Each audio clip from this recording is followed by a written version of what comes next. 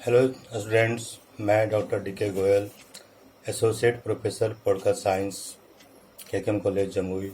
आज मैं BA part 1 प्रतिष्ठा राजनीति विज्ञान के प्रथम पत्र राजनीति सिद्धांत के एक महत्वपूर्ण पाठ पर चर्चा करने जा रहा हूं, जिसका शीर्षक है राज की उत्पत्ति के विभिन्न सिद्धांत। यूँ तो राज की उत्पत्ति से संबंधित अनेकों सिद्धांतों पर चर्चा की गई है, लेकिन उनमें से 5 सिद्धांत ही प्रमुख हैं। इस साल अर्थात 2020 की वार्षिक परीक्षा को ध्यान में रखते हुए सिर्फ 3 सिद्धांत ही अत्यंत महत्वपूर्ण हैं: राज की उत्पत्ति के दैवी सिद्धांत, शक्ति सिद्धांत, सामाजिक समझौता का सिद्धांत। राज सभ्य जीवन की पहली आवश्यक अवस्था है, जिसे व्यक्तिवादियों ने आवश्यक बुराई के रूप में अंगीकार किया है। कौतूहलवश तथा जानने की प्रबल इच्छा के कारण राज की उत्पत्ति के संबंध में विद्वानों ने अनेक सिद्धांतों का प्रतिपादन किया, जिसे ऐतिहासिक और कल्पनात्मक 2 भागों में बांटा जा सकता है।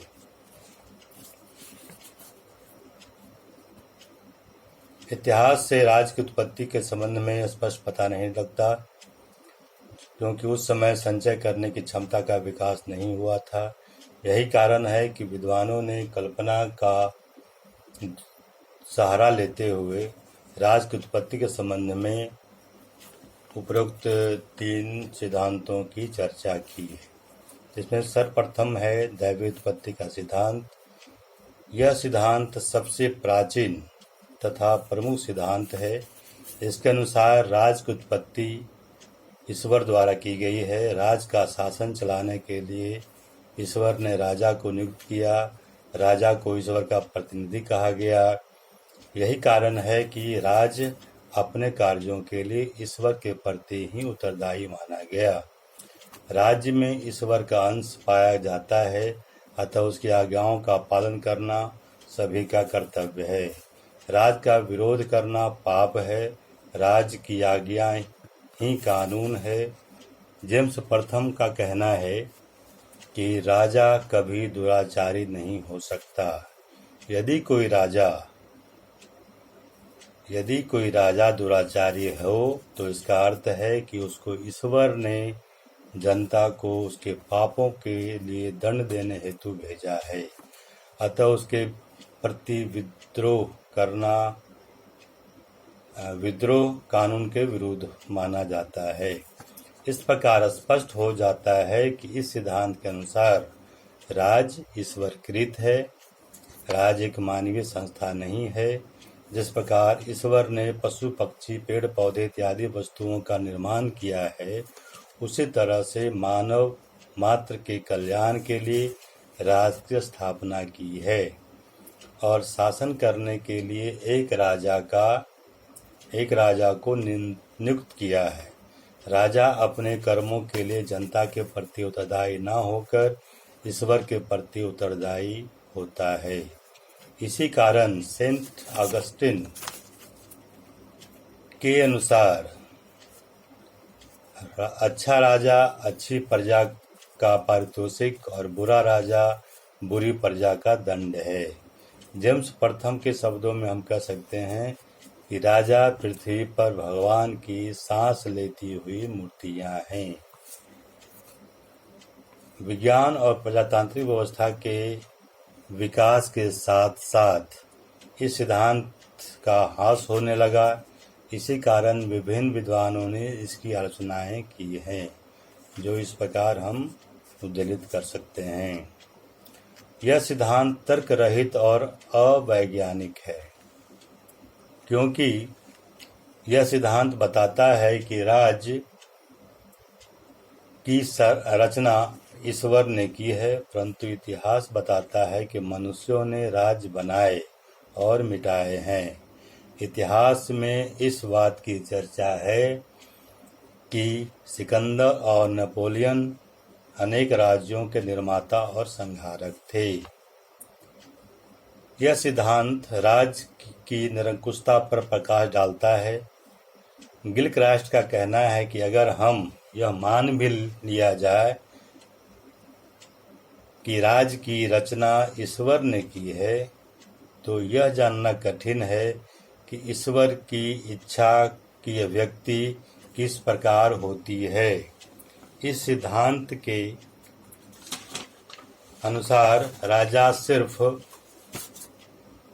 ईश्वर के प्रति उत्तरदायी है। इससे राजा अविवेकी, अत्याचारी बनकर भयंकर सिद्ध हो सकता है।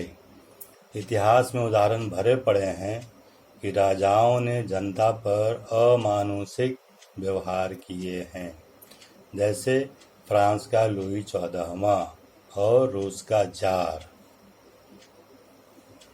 इस सिद्धांत के अनुसार जनता के जीवन और मृत्यु दोनों पर राजा का अधिकार है।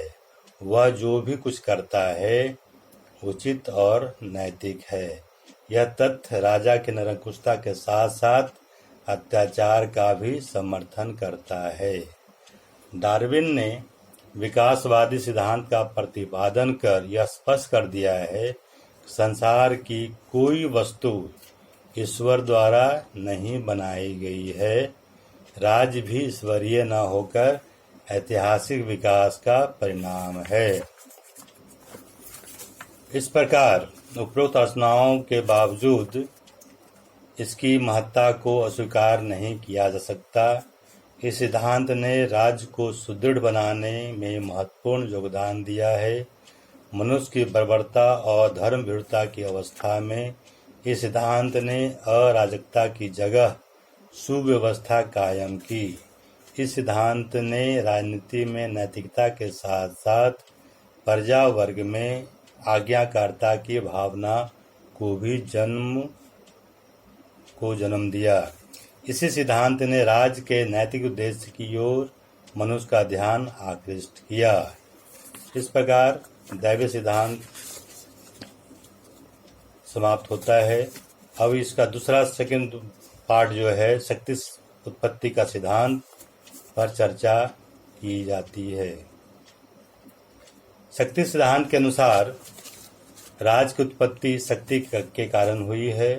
राज को ही राज का आधार माना जाता है। यह बात स्पष्ट है कि प्रकृतिवश कुछ मनुष्य बलवान होते हैं और कुछ निर्बल।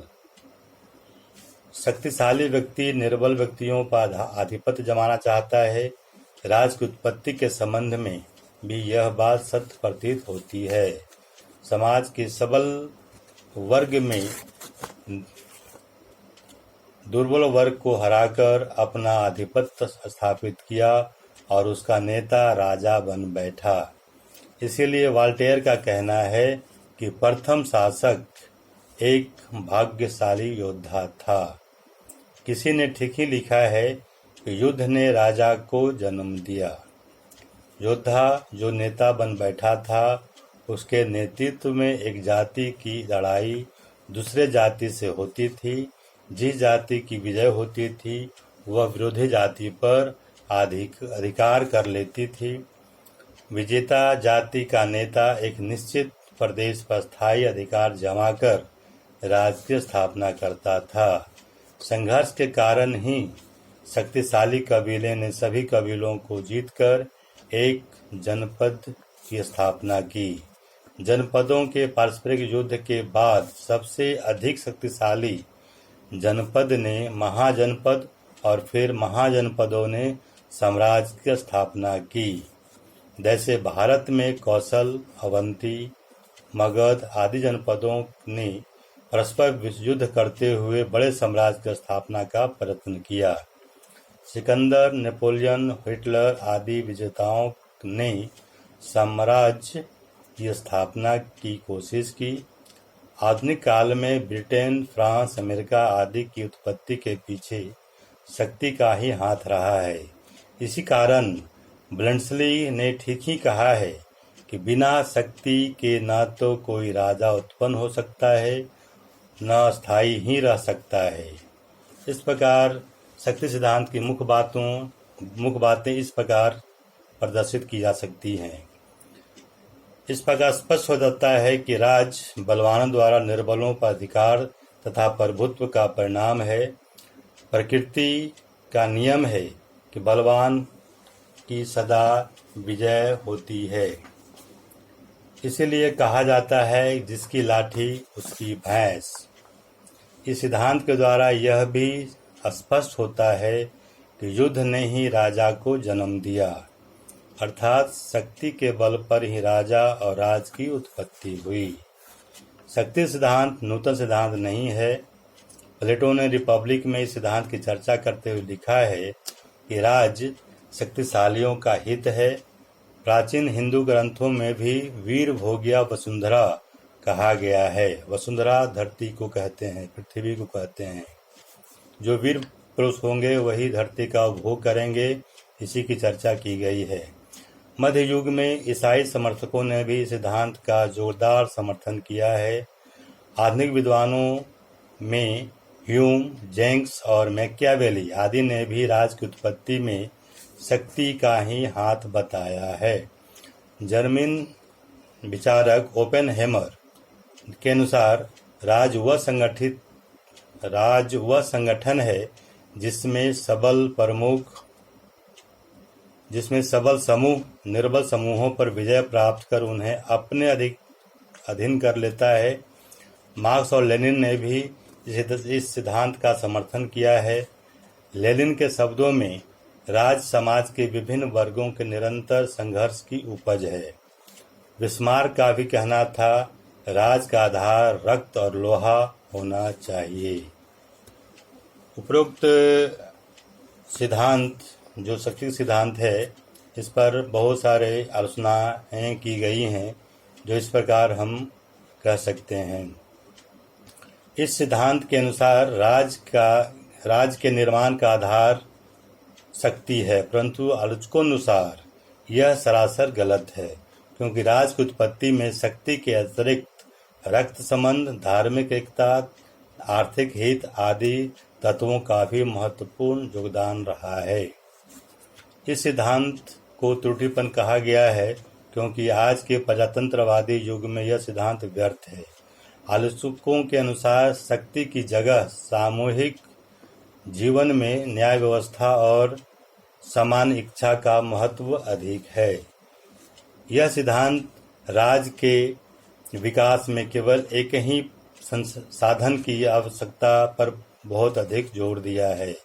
शक्ति सिद्धांत के समर्थकों ने शक्ति को राज की उत्पत्ति में सिर्फ सहायक तत्व ही नहीं माना, बल्कि वे इससे राज के निर्माण में मुख्य साधन मान लिया है, जो अग्रहणीय है।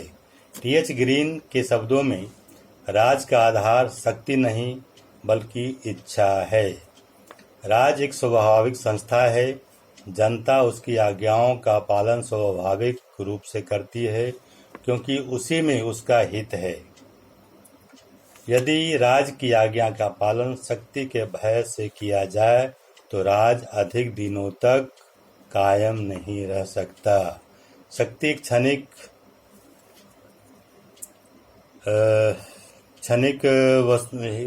भावना है, जबकि राज एक स्थायी संगठन है।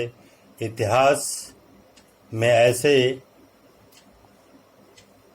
अनेक दृष्टांत मिलते हैं, जबकि जन सहयोग के अभाव में शक्तिशाली राज छिन्न भिन्न हो गए हैं।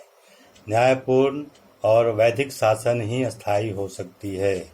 इस प्रकार स्पष्ट है कि शक्ति का सिद्धांत पूर्ण मान्य नहीं हो सकता। इसके बावजूद इतना तो मानना ही पड़ेगा कि राज्य के निर्माण तथा विकास में शक्ति का हाथ रहा है। निष्कर्षतः हम मैकाइवर के शब्दों में कह सकते हैं कि राज की उत्पत्ति राज के आधार पर नहीं हुई, तथापि राज के विकास तथा विस्तार में शक्ति ने बहुत अधिक हाथ बटाया है।